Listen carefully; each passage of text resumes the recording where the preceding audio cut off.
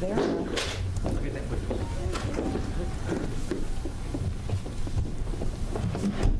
Thank you very much. Good morning, everyone. In Midtown Manhattan early this morning, 50-year-old Brian Thompson, the CEO of UnitedHealthcare, was shot and killed in what appears, at this early stage of our investigation, to be a brazen, targeted attack. This does not appear to be a random act of violence. The victim was in New York City to speak at an investor conference. It appears the suspect was lying in wait for several minutes. And as the victim was walking to the conference hotel, the suspect approached from behind and fired several rounds, striking the victim at least once in the back and at least once in the right calf. Many people passed the suspect, but he appeared to wait for his intended target. The suspect fled, first on foot, then on an e-bike, and was last seen in Central Park on Center Drive early this morning. The victim was removed to Roosevelt Hospital, where he was pronounced.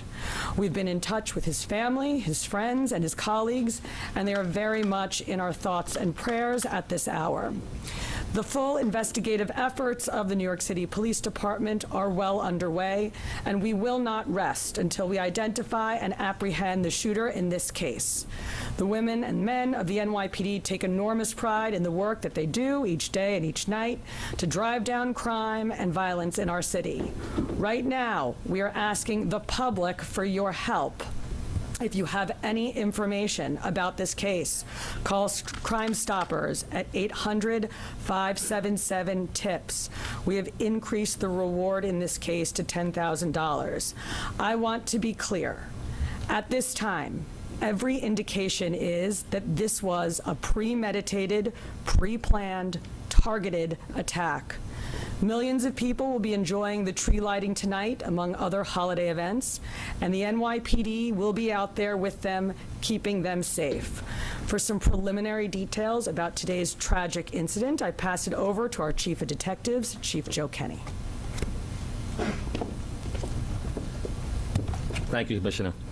The information I'm about to give you is preliminary as our investigation is continuing. This morning at 6:46 a.m., patrol officers from Midtown North Precinct responded to a 911 call of a person shot in front of the Hilton Hotel located at 1335 Avenue of the Americas. This is between West 53rd Street and West 54th Street. At 6:48 a.m., officers arrive and find the victim, Brian R. Thompson, a 50-year-old male, on the sidewalk in front of the Hilton with gunshot wounds to his back and leg. Mr. Thompson was removed by EMS to Roosevelt Hospital, where he was pronounced dead at 7:12 a.m. Mr. Thompson is the CEO of UnitedHealthcare and resides in Minnesota. Detectives from Night Watch, Midtown North Detective Squad, and Manhattan South Homicide responded to the scene and began their investigation. What we know is that the shooter arrived at the location on foot about 5 minutes prior to the victim's arrival. He stands alongside the building line as numerous other people and pedestrians pass him by. From video, we see at 6:44 a.m., the victim is walking alone towards the Hilton after exiting his hotel across the street. We believe the victim was headed to the Hilton Hotel to attend the United Health Group Investors Conference that was scheduled to start at 8 a.m. The shooter appears to be a light-skinned male. He's wearing a light brown or cream-colored jacket, a black face mask, black and white sneakers, and a very distinctive gray backpack. The shooter steps onto the sidewalk from behind the car. He ignores numerous other pedestrians, approaches the victim from behind, and shoots him in the back. The shooter then walks toward the victim and continues to shoot. It appears that the gun malfunctions as he clears the jam and begins to fire again. The shooter then flees on foot northbound into an alleyway between 54th Street and 55th Street. Once at West 55th Street, the shooter continues to walk westbound on Avenue of the Americas, where he gets onto an electric e-city bike and rides northbound on the Avenue of Americas towards Central Park, where at 6:48 a.m. we have the shooter riding this bike into Central Park at Center Drive. At the scene, we recover 3 live 9mm rounds and 3 discharged 9mm shell casings. The motive for this murder currently is unknown, but based on the evidence we have so far, it does appear that the victim was specifically targeted, but at this point we do not know why. This does not appear to be a random act of violence. We are seeking information from the public to help identify the shooter. As the Commissioner said, we have upped the reward up to $10,000 for information. You're urged to contact Crime Stoppers at 1-800-577-TIPS. All information will be kept anonymous. Thank you very much. All right, well, we're going to open up to a couple of questions. We're going to start off with Shimon, CNN. So it's about an hour and 20 minutes before the start of the conference. Is there any indication that he was going to meet someone? Because it's pretty early. Is he on his way to meet someone there at the conference? He leaves the hotel dressed like he's going to be attending the conference. We're working with his co-workers and other people that he planned on attending the conference with to get that information. But as of right now, he's in charge of the conference, so we believe he was getting there to help set up. And then just the city bike, if I may. Do we know where that city bike is now? Does he dock it, or does he keep riding it? We're still tracking video. The last we see with him on that bike is in Central Park. Is there a way to track that bike? There are GPSs on those bikes. We'll be working with the company. All right, we're going to move on. We're going to go NJ Birkin. Thank you. Chief, were any words exchanged? If so, what were the words? And I'm told a cell phone was recovered in an alleyway on his escape route. Does that appear to be connected to the cell phone? We're working through that cell phone. Obviously, we'll be processing it forensically. And as far as words being exchanged, we do not have audio of the incident. We only have the regular video. But nothing from witnesses? Nothing. Well, there was one witness standing right next to the victim when he was shot. We're still trying to identify that victim. Excuse me, that witness. We're going to go over to Aaron Katursky. Thank you. Chief, was he checked into the hotel across the street alone? Was he in the city alone? Was he accompanied by anybody? Did he have any known enemies or anyone that you've been able to find so far? Like I said, we're reaching out to law enforcement in Minnesota, and we're also interviewing his co-workers and family members to see if there have been any specific threats against him in the past. As far as who was he in the hotel with, we're doing a search warrant in his hotel room right now. That might lead us, give us some more information. All right, we're going to go over to Dean Moses. A couple of questions. One, based on the surveillance you've seen of this individual, do you feel like he's professional? You mentioned that he did the bullet spell. Do you feel like this was a professional individual who took this man's life? And also, will it affect in any way the tree light tonight? I'll answer the part about whether or not he's a professional. That, we have no way of knowing that. From watching the video, it does seem that he's proficient in the use of firearms, as he was able to clear the malfunctions pretty quickly. But as far as the tree lighting, I'll leave that to Chief Madrick. Yes. Good morning, Dean. Just really quick, this incident will not affect the tree lighting. The tree lighting is slated to start at 7 p.m. The show, the actual lighting of the tree will be close to 10 o'clock, actually 9:55 p.m. We will have a massive police presence out there around Rockefeller Center from 52nd Street all the way down to 47th Street. We will have plainclothes out there, a plainclothes detail out there. We will have our CRC assets, our Strategic Response Group assets. We will have our Intel division out there, a lot of assets out there to make sure people can come out and have a good time.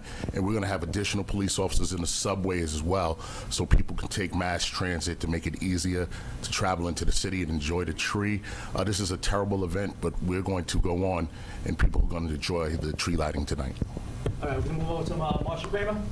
I wonder if you could tell me, the mayor said that there was evidence recovered at the scene that would indicate that this was not a random event. I wonder if you could tell me what that evidence was. And by looking at the gun, it appears that there's a silencer on the gun.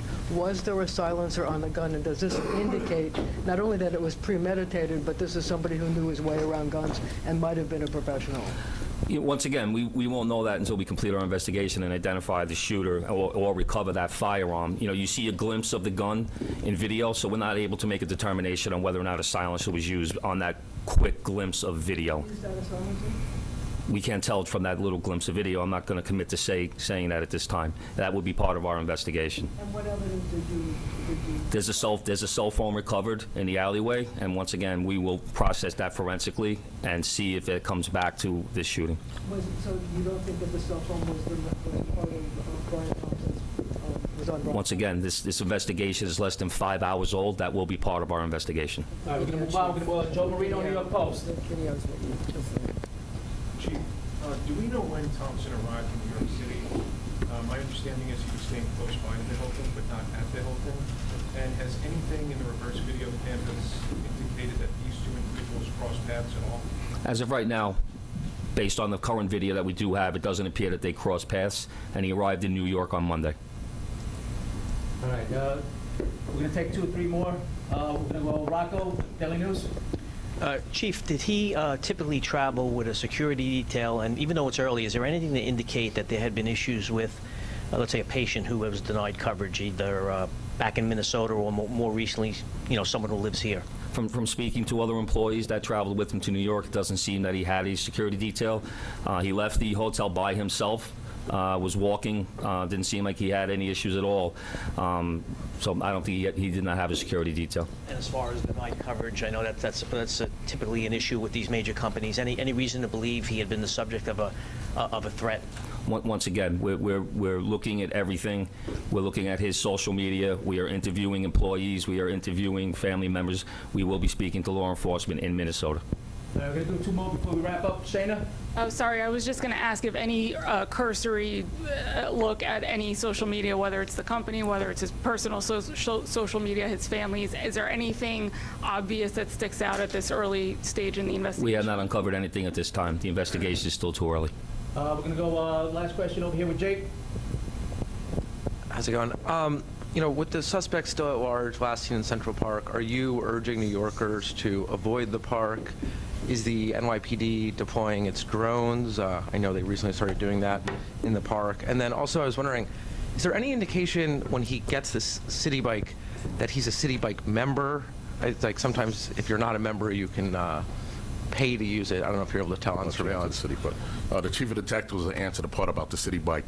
But in terms of we're encouraging New Yorkers to go about their daily lives and their daily business, but to be alert. We put the picture out. You're putting the picture out. We want people to take a look. If they see anything suspicious, if they hear anything suspicious, we ask them to call 911, reach out to our detectives. With an incident like this, of course, we put a heavy deployment into Manhattan. We put additional resources out. We have the drones up. We have aviation out.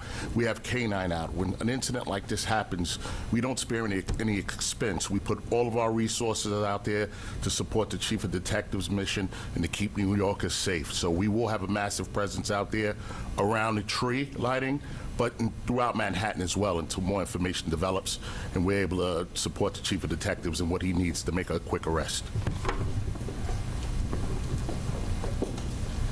As far as where he got the city bike, we're still working that through. Like I said, we're pulling video from numerous locations, numerous sources, and we have him on our timeline walking, and what we're very fortunate is he has that very distinctive gray backpack on. So we see him in one video clip walking, and then another source of video, him riding that bike. So we don't have video or witness confirmation on how he obtained that bike. Can I just ask you on the cell phone? Do we know if it's related to this, or it's just right now what you're saying is a cell phone? A cell phone was recovered. We will confirm that later on down if we, do our forensic examination. Thank you, everyone. This concludes our press conference. Thank you for your time and attention.